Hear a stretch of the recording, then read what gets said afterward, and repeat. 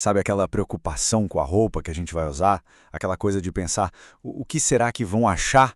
Pois é, hoje a gente vai mergulhar nas ideias de um cara, Henry David Thoreau, que mais de 150 anos atrás já tinha uma visão, olha, bem radical sobre essa nossa ansiedade moderna.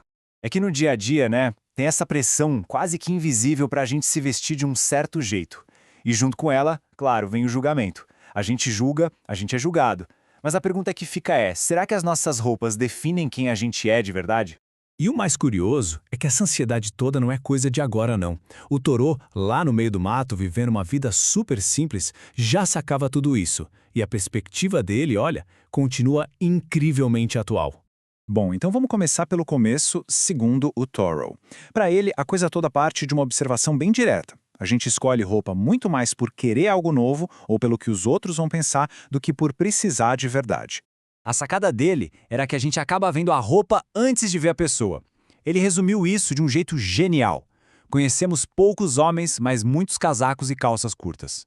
E para provar o ponto, ele até brincava, dizendo que um espantalho vestido com a moda do ano anterior ainda seria cumprimentado na rua. É mole. Ele não estava sozinho nessa. Ele cita uma história de uma viajante, uma tal de Senhora Pfeiffer. Ela contou que assim que voltou para a Rússia, que ela chamava de civilizada, a primeira coisa que sentiu foi a necessidade de trocar de roupa. E por quê? Simples.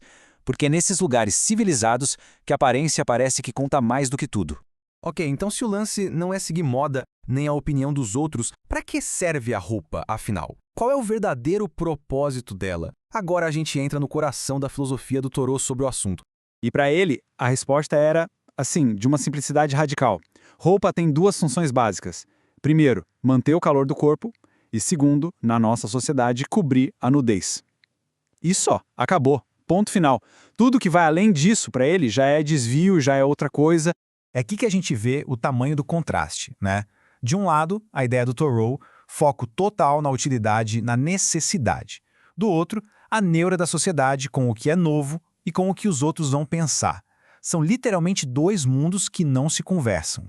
E aí que a crítica do Thoreau fica mais afiada ainda. Ele vai dizer que a moda, no fundo, governa pelo medo.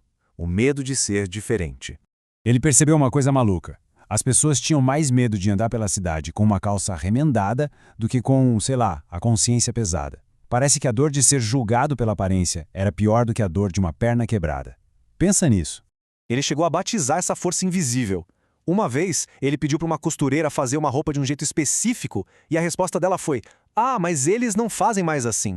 Quem são eles? Pois é, eles são essa autoridade quase divina, impessoal, que ninguém sabe quem é, mas todo mundo obedece. As moiras da moda. E para descrever isso, ele usou uma metáfora super ácida. Ele disse que o macaco-chefe em Paris coloca um chapéu e todos os outros macacos na América fazem igualzinho. É a imagem perfeita dessa imitação cega, sem questionamento, que viaja o mundo inteiro. Mas a crítica dele não é só para destruir, não. Ele aponta uma saída. Só que a solução para ele não tem nada a ver com achar a roupa certa. Tem a ver com se tornar uma pessoa nova. A verdadeira transformação acontece por dentro. É uma questão de caráter.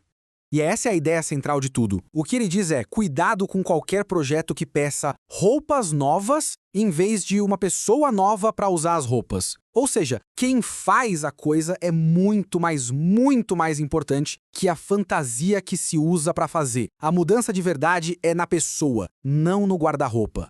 E ele insiste nisso. Se a pessoa por dentro continua a mesma, de que adianta uma roupa nova? Não adianta nada. É só um figurino novo para um personagem antigo. A roupa nunca vai servir de verdade porque a pessoa não mudou para caber nela. Para deixar isso bem claro, ele usa uma metáfora da natureza que é simplesmente genial. A muda dos animais. Sabe? A cobra que troca de pele, o pássaro que troca de penas. Para eles é uma crise, uma transformação física profunda. Thoreau diz que a nossa estação de mudança também deveria ser assim. Uma crise interna, um momento de expansão de quem a gente é. E aí a conclusão é meio óbvia. Quando alguém muda de verdade por dentro, a vida antiga, os hábitos antigos, simplesmente não cabem mais.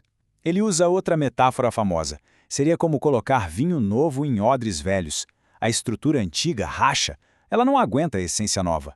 Tá, mas aí a gente pensa, o que esse cara, escrevendo lá no século XIX, Tem a ver com o nosso mundo de hoje, com rede social, com fast fashion. Bom, a conexão é surpreendente, para dizer o mínimo. Olha só que loucura, a crítica que o Thoreau fazia ao sistema das fábricas da época dele parece que foi escrita ontem. Ele dizia que o objetivo principal não era deixar as pessoas bem vestidas, e sim enriquecer as corporações. Dá para traçar uma linha retinha disso até as motivações da indústria de fast fashion de hoje, não dá? No final das contas, o que temos são dois mundos opostos. De um lado, o padrão do Thoreau. O caráter vem antes do figurino, a função é mais importante que a forma, e a autenticidade vale mais que a opinião dos outros. Do outro lado, o padrão da moda. Aparência acima da substância, tendência acima da utilidade e conformidade no lugar da individualidade. É uma escolha de valores, né?